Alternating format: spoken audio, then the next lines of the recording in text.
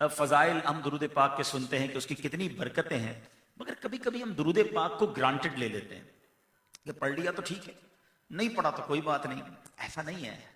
درود پاک جب جب سرکار دو عالم علیہ الصلوۃ والسلام کا ذکر خیر ہو یہ پڑھنا ضروری ہے۔ ایک بار پیارے آقا علیہ الصلوۃ والسلام بی بی عائشہ صدیقہ رضی اللہ تعالیٰ عنہ فرماتی ہیں کہ میں کپڑے سی رہی تھی اور رات کا آخری پہر تھا اور میرے گھر کی لائٹ چراغ جو تھا وہ بجھ گیا۔ اب مثال کے طور پہ یہاں لائٹ ابھی جل رہی ہے، اگر اچانک لائٹ چلی جائے تو کتنا اندھیرا ہو جاتا ہے۔ اب ہمارے پاس تو موبائل فون ہے، فوراً ٹارچ آن کر لیتے ہیں، اس زمانے میں تو ایسا نہیں تھا۔ کہتی گپ اندھیرا ہو گیا اور میرے ہاتھ سے میری سوئی بھی گر گئی۔ اب روشنی میں سوئی ڈھونڈنا مشکل ہے، جب چراغ گل ہو جائے تو اٹس کوائٹ امپاسبل، کیسے تلاش ہوگی؟ کہتی اسی اسنا میں میرے آقا، میرے سرتاج، صاحب معراج اپنا نور والا چہرہ لے کر میرے کمرے میں آ گئے۔ میرے پیارے آقا علیہ الصلوۃ والسلام کے چہرہ انور سے اتنا نور نکلا کہ کمرہ پورا روشن ہو گیا اور اس روشنی میں نے اپنی سوئی کو تلاش کر لیا۔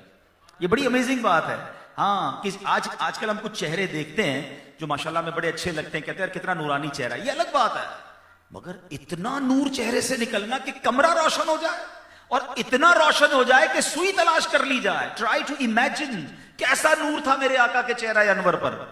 بی بی عائشہ صدیقہ رضی اللہ تعالیٰ عنہ بے ساختہ کہتی ہیں حضور آپ کتنے خوبصورت ہیں، میرے آقا آپ کتنے حسین ہیں۔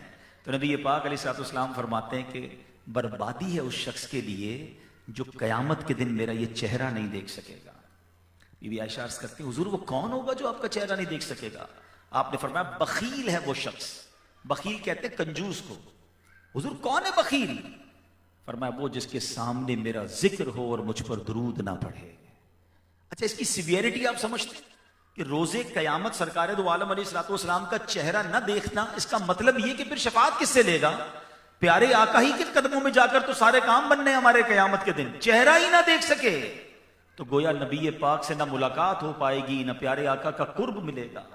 تو یاد رکھیے درود پاک اپنی عادت بنائیے، خاص طور پر پیارے آقا علیہ الصلوۃ والسلام کا جب بھی نام، آپ پتہ ہی اتنے شارٹ کٹ کے عادی ہو گئے، نام لکھیں گے تو سواد لکھ دیں گے، درود پاک کی بھی شارٹ کٹ۔ ویسے جناب جتنے لمبے لمبے خط لکھوانے، میسج لکھوانے، کتابیں لکھوانی لکھوا لو، درود پاک کا شارٹ کٹ۔ اب تو سنا ہے بولنے میں بھی شارٹ کٹ کہتے ہیں، نہیں، محبت کے ساتھ صلی اللہ تعالی علیہ وآلہ وسلم پڑھتے رہا جب بھی نبی پاک کا نام۔ اچھا علماء نے ایک اور بڑا پیارا مسئلہ حل کر دیا۔ اب مثال کے طور پہ مجھ سے پہلے نعت خوانی ہو رہی تھی، میں بیان کر رہا ہوں تو پیارے آقا علیہ الصلوۃ والسلام کا نام بار بار لیا جائے گا، تو ہو سکتا ہے کہ ہم کچھ بار سن کر درود نہ پڑھ پائے ہوں، تو پھر اس کو کیسے کمپائل کریں، کیسے اس کو پورا کریں؟ تو علماء فرماتے ہیں دن میں اپنی عادت بناؤ کہ ایک پرٹیکولر ٹائم، ایک پرٹیکولر تعداد کے مطابق درود پڑھ لو۔ مثال کے طور پہ 100 بار پڑھ لیں، 200 بار پڑھ لیں، اللہ توفیق دے 313 بار پڑھ لیں۔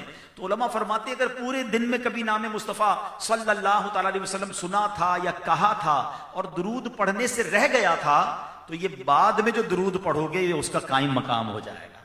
تو اپنی عادت بنائیں درود پاک پڑھنے کی، مل کر محبت کے ساتھ با آواز بلند درود پاک پڑھ لیں۔ صلو علی الحبیب صلی اللہ تعالی علی محمد۔